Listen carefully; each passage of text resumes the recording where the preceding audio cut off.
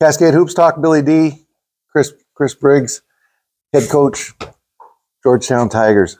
How many years have the Tigers been to the national tournament in a row? This is 34 in a row right here. 34. That is. I was just talking to Jerry up there. He does radio for Grace, and he goes, "Is this like their 8th time here?" I says, "Well, the national tournament. I thought it was 20 something.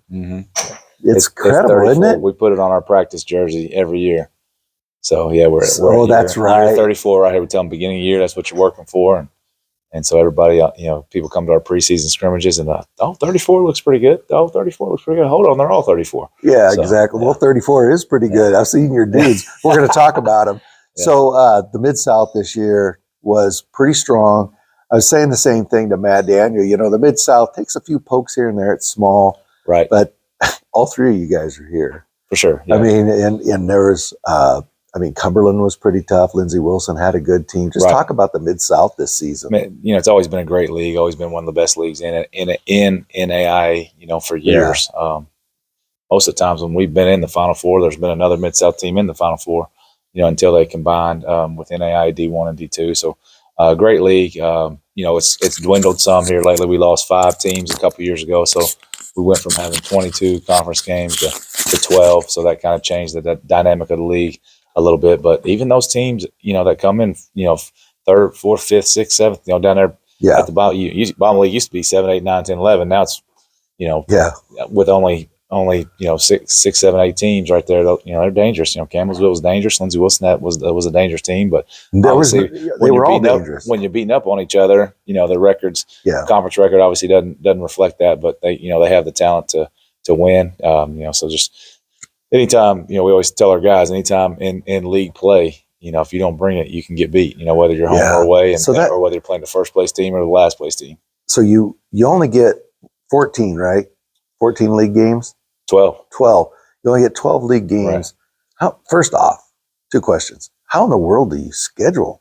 It's rough. It's got to be hard. You got to find 16 games. Yeah, it's tough. And we went to the show down in Kingsport. Had a great trip down there. Kim French does a great job with that. We went to Classic at Bethel. We came out here to Kansas City for the Remington Williams Memorial Classic, which is very, very dear to our hearts at Georgetown, and we'll do that every year. So we're there's 6 or 8 games there, and then we had Bethel, Indiana, and Shawnee State at our place this year, and that was a 2-year deal there. So we'll maybe try to get that back on. But yeah, we want to play as many good teams as we can, but we're not going to go to Florida, Texas, all over the place. So we end up playing a couple other teams that a couple. I think we played 3 or 4 non-NAIs this year, but we need games at Georgetown too. We're not going everywhere, so it's tough. It's scheduling is always a Do you run into, dynamic, and looking for games? Do you run into, hey, we're not coming to Georgetown? Oh, all the time, because they know it's an L, right? Yeah, they want us to come there. Well, I'm not interested in playing 18 road games this year. So, and then the other side of that coin, though, is you kind of touched on it. You only got 12 conference games. You got 0 room, as you found out this year. Right. You got 0 room to falter. Right, we slip up at Cumberland, Tennessee, and cost us the 1 seed in conference championship right there. So, but like you said, with Cumberland's and Freed-Hardeman, us right there, those 3 teams that are in this tournament and out here in Kansas City, all dangerous, and those coaches do a great job. Coach Daniel does a great job. Coach Stutz does a great job, and all good teams right there. But yeah, like you said, we slipped up that 1 road game and lost at Cumberland, Tennessee, and that was the difference. Cumberland in knocked conference. A couple teams this year, right? So you ended up falling to Freed-Hardeman in I think it was the Mid-South Championship semifinals. Mm-hmm. So then you hosted a pod, right? Mm-hmm. Yeah, you beat. I had to write it down because I keep forgetting. Shreveport. You played Shreveport first, and then you played St. Francis, Indiana, who is a really good team. They got that center Malone, Elijah's brother, Coach Chad Lacrosse. Does a great job. Wow, it's getting late in the day, Coach. Coach Lacrosse, how many coaches have you interviewed in the last 3 hours? Probably. Well, we've got about 14 almost. There you go. Yeah, how many games have you watched? It all. I mean, you're like me. It all runs together. I'm sitting there telling our guys of a play or something that happened in the game, and I'm trying to think of which game it was, and I'm like, they all run together. It was one of them. So that's what I told him earlier. This is all starting to run together. Uh-huh. But Coach Lacrosse does a great job. Absolutely. And you get out here. We just talked about 34 years. What does it mean to you and your program, to Georgetown College, for you guys to be here again? Just amazing. Just a great experience for our guys. Obviously, we've been out here, when it was the 2 separate tournaments and it was 32 teams, it was, every year you look forward to getting to Kansas City, and then now you got the pods and you got to play in to get there. So hosting becomes huge, to be able to get here. And, last year we went out to Iowa and played at Morningside and got knocked off there in a close one and didn't make it. So that hurt. So that helped motivate these guys this year a little bit. But just, Kansas City's a dear place in our heart. We got so many great friends out here.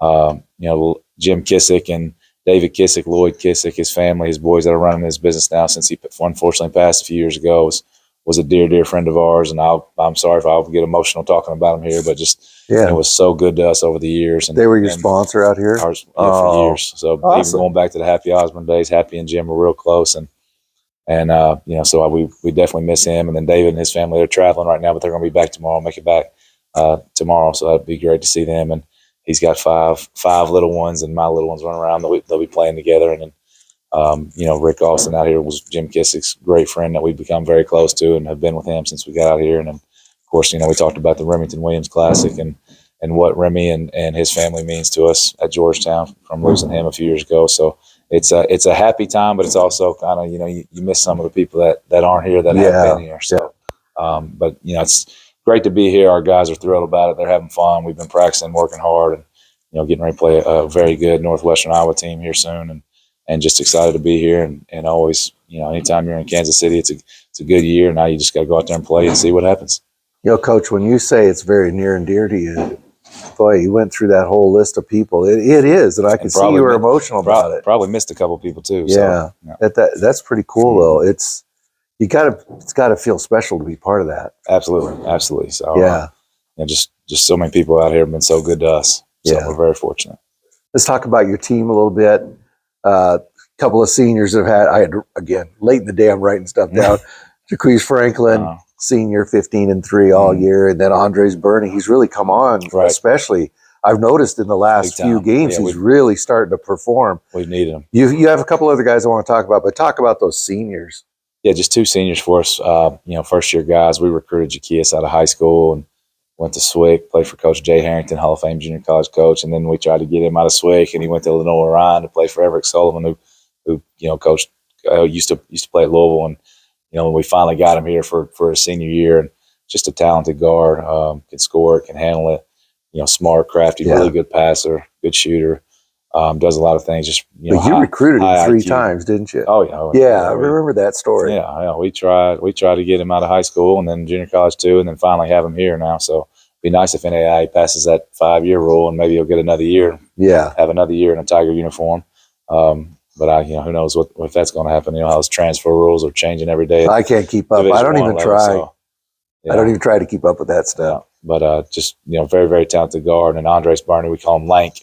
I think that's been his name since he was young. But really come on for us here lately. Battled a couple of injuries and kind of been up and down a little bit, but was really good for us in the first semester and had some big games for us in conference play, and has really, really come on here lately. And we got to have him. He's 6'9", long, athletic, and do a lot of things. Good with his right hand, left hand, jump hook around the basket. As long as he's going towards the rim, sometimes he fades a little too much. And just tell him, Lank, every time you go towards the rim, it's either going in or it's a good miss. It's just one of those that just didn't go in. So, but long, athletic, talented, tough around the bucket, and just two of the many pieces we have that of talented guys that are great kids and fun to coach and a lot of fun to be around. One thing I really watch, because I go through the stats every day, and you like to see.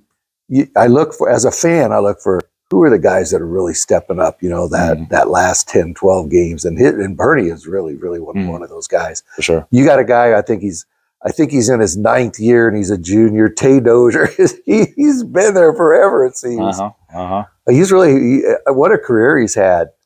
Phenomenal, great kid. Came to you out of high school. Redshirted his first year, so he played in 3 or 4 or 5 games that year. Actually helped us in a couple of them when we needed to that redshirt year, and then just a great kid. He's on the dean's list. He's got a 3.8 or 9 GPA, and Georgetown's a very good academic school. It's not a cupcake school like some other places. So just a smart kid and fun to coach.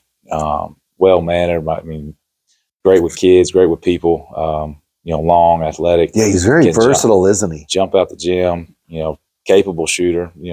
I wouldn't say he's a great shooter, but he's a very capable shooter. And sometimes we got to tell him to shoot more, and then drive to the bucket and hit his head on the backboard or hit his head on the rim sometimes. So, but just does a lot of things. Great passer, handler, shot blocker. Has had some huge blocks for us this year, big times in games. So just another great kid. That's a lot of fun to coach and fun to be around. First time I ever saw him play was over here across the way when he was a freshman. And I'd seen his name a lot, right? Mm-hmm. And he came on the court and I watched him play for about 5 minutes. I think I turned to Joe there and I said, that guy can't be a freshman. He just can't be a freshman. He was seasoned right out of high school, wasn't he? Well, when he came in at 145. He was 145 pounds, 6'5", 145 pounds. So he's still a pipe cleaner. Yeah, he's still long and thin, but he's thin. If he was, and I think you and I probably said it. If he wasn't 145, he wouldn't be at Georgetown. If he was 185, he'd be at Murray State that's or true. somewhere else. Exactly. So he's gotten stronger. I don't know that he's gotten bigger, but he's put on some weight. But he's still long and thin. So. He's fun to watch play. You got another guy, another junior, big strong guy, Jabrion Spikes. Mm-hmm. He's another guy who's just had a great career for you. Junior for us, and another guy on the dean's list. I keep going back to that. That's phenomenal. With those two kids, just 3.8s and 9s, and just getting great grades, and awesome on the court and off the court, and really good kids, really good families, and Jay Brown Spikes. He's a little different than Tay. He looks more like an Alabama running back. He's a big dude. Remember his freshman year, we threw him on a squat rack, doing weight testing right there the first year or first week of school, and they kept throwing weight on. He kept squatting, kept throwing weight on. He kept squatting, and Coach Haddock, at the time, my assistant, we look at each other and said, I've seen enough. I mean, he was up there around 5 something. You're kidding. We're like, all right, let's not go any further. So, but just another great kid that's strong as an ox and, can do a lot of things, versatile, tough, defender, defensively and offensively. A hallmark of your teams is there's not one or two guys that are at the top of the scoring list every night. Right. Never has been. Right. Just talk about your philosophy and how you spread that around. Right. Just always been balanced. I mean, you got to have depth. You got to use your depth, and we run a lot of different actions, different things, and sometimes depending on who you're playing and what they want to take away, you got to get it other ways. So we've always had that balance and depth, and always had 3, 4, maybe even 5 guys in double figures. So and that's just a testament to the guys and the kids and the way we play, and we want to play fast, and talk a lot about attacking in transition, attacking offensive glass, and making open shots, moving the ball to get open threes and get what you want, and not just taking the first shot you can get off, but trying to get a good shot, whether that's in the post or a kick out for an open three out of the post. So just have good kids that buy into playing hard and playing unselfish and playing together, and just trying to be the toughest team on the court. So 16 of the best coach teams, best coaches in the country, or I think NAI has some of the best coaches in the country. For sure. Present company not accepted. But I think 16 of the best coaches in the country are here. You're going to face one of them tomorrow night, Coach Korver. 25 years, he's flirting with 600 wins right now. He got a great Northwestern team. They're down here playing cards away across from us. You've looked at a lot of film of them. What are some of your thoughts? Just talented. I mean, the way their offense flows and the way they move the basketball and the way they can shoot the basketball, they're dangerous. I mean, they play well together. They play off each other, and run a lot of good actions, a lot of good offense right there, and have the big brothers inside that are dangerous and can beat you in numerous ways, and shooters on the wing. And they distribute the ball well too. The bigs, move it, and they take what the defense gives them, and they just got a lot of talent, a lot of shooting, and a lot of good team chemistry. You can tell by watching them play on film, just the way they play together and play off each other, and just definitely a tough team and a tough matchup for us. So how do you work it, Coach? You're playing the last game on Thursday night. So do you have the guys come over during the day and watch some basketball, or do you cocoon them, or how do you normally do it? We'll go out and we'll have shoot around, and then we'll go over a game plan, go over thing, and then bring them back and let them hopefully they'll lay around the hotel and stay off their Just do feet. a regular game day. But if they want to walk over and check out some games, I let them. But hopefully they don't want. I don't want them over there all day. But they want to go over and check some games out. And fortunately, being the last game in the day, I kind of hate to say this, but this is definitely true. Is they'll see some teams in the lobby with some tears on their face, and they might even see a team loading up and leaving town. Absolutely, before we go into that gym. So it's always been kind of a thing. Like we've played the first game. 10 years ago, we were the first game of the day of the tournament, and we fortunately won that game. But I think when you see other teams losing, upset, and down, or packing bags and loading the bus, I think that the guys see that and like, that doesn't need to be us today. Yeah, absolutely, that doesn't need to be us today. So, being a 7 p.m. game right there, at least we're not the first game of the day, and just get over there and tip it up. And it's March, man. Anything can happen. I told our guys all month. It's most fun month of the year. Absolutely. He told them this one too. And these boys over here playing poker will get this one. There's nothing like getting hot in a basketball tournament, and getting hot on a dice table. So roll it out there and play the game and see what happens. Yeah, absolutely. So, Coach, every time I've seen you, Coach, one of the best dressed coaches in the building. You bring your suit. Sure. Oh yeah, absolutely. I've not gotten to the golf attire out there, Coach, and I just No, you dress up. Yeah, I mean, to me, just I don't know if it's just coaching basketball. I mean, growing up, you always saw coaches wearing suits, and all that kind of changed with COVID and all that. And to me, we're past all that. So to me, I mean, basketball coaches wear suits and ties, and I don't always wear a tie, but out here I will, obviously. But just I don't know. It's just my quirkiness, my superstition. I guess everybody's got their superstitions. Right? Ain't nothing wrong with it. I got a ton of superstitions. I'm careful about routine and just kind of big on things like that, probably for no reason. But well, Coach, I really appreciate you giving us a few minutes. It's late at night. Thank you very much. I know. I kind of hope these Northwestern guys over here keep playing poker. I might send some of my Kentucky boys over here. Slip them a little bit of money. Maybe they would have them deliver some good Kentucky bourbon down here for them. Get them feeling real good.